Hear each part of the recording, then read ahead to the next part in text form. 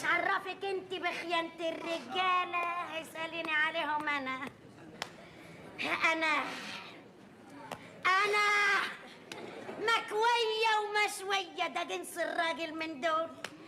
يا ناري ما ايدي تمسكه، يا ناري ما اشوفه قدامي، لاخده بالحضن. ايه المرتب نزل؟ لا لسه. ليه لسه؟ ليه؟ ما احنا اخر الشهر يا كفر يا كفرة. كنت تعبان شويه. لا، ألف سلام عليك.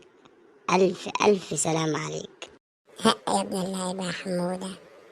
قولوا للي أكل الحرام يخاف بكرة. وايه اللي انت مشغله ده يا حموده؟ ايه، بحط رنة للتليفون.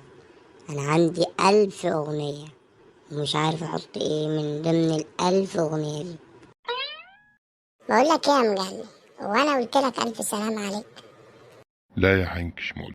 ورحت قايل لهم لا، انا ما حدش هيصرف عليا، انا هنزل اشتغل واجيب مصروفي بايدي، ورحت مشوح لهم بايدي كده. قال يعني مش هاممني، بس من ساعتها وانا عمال اشحت.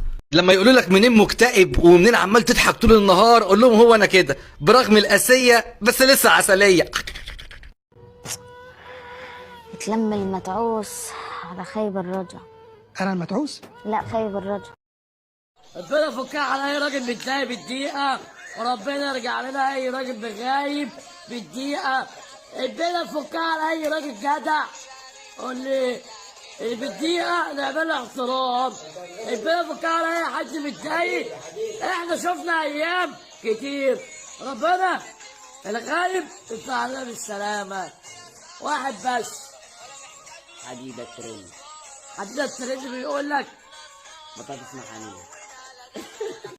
من كام يوم قعدت مع نفسي وقلت اواجه اخطائي، بس الحمد لله ما مسكتش عليا غلطه. اذا كنت حزين او مكتئب، عايزك تفتكر انك كمان فقير، مش حزين ومكتئب بس. يلا انا قلت اقول لك لا تكون نسيت ولا حاجه. حنكش، عايز يا حمود، انت لو خيروك ما بين الرجولة وما بين الفلوس تختار ايه؟ هي دي محتاجة تفكير يا حمودة. هختار الفلوس اكيد. ركز يا حنكش، الرجولة والفلوس. طب لو انت مكاني يا حمودة تختار ايه؟ انا هختار الرجولة. ما هو كل واحد بيختار اللي ناقصه يا حمودة. الحق يا زميكس، شفت اللي حصل؟ لا يا سيدي، ما شفتش اللي حصل. اخبارك زي وشك، قول. هو يعني انا بجيبها من عندي؟ لا يا سيدي، حقك عليا، قول بقى. شاي العروسة غلي. اهو نحس امك، لا هتتجوز العروسة ولا هتشربها شاي. يا حنكيش، عايز يا حمودة. بقولك يا صاحبي، رمضان كريم، كل سنة وانت طيب. مش ناوي تسامح الناس اللي أذوك قبل رمضان؟ أسامح مين يا حمودة؟ ده أنا مخصص لهم نص ساعة كل يوم أدعي عليهم، جايز إن ربنا يسخطهم. أستاذ أحمد مع حضرتك من خدمة العملاء، ممكن نعرف إيه مشكلة حضرتك؟ دلوقتي أنا دفعت الباقة وجددتها والنت ما اشتغلش، ممكن أعرف إيه المشكلة؟ حضرتك افصلي الراوتر واعملي له ستارت. حضرتك عملت كده وبرضه ما اشتغلش النت.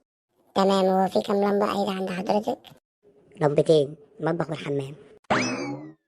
حسبي الله ونعم الوكيل.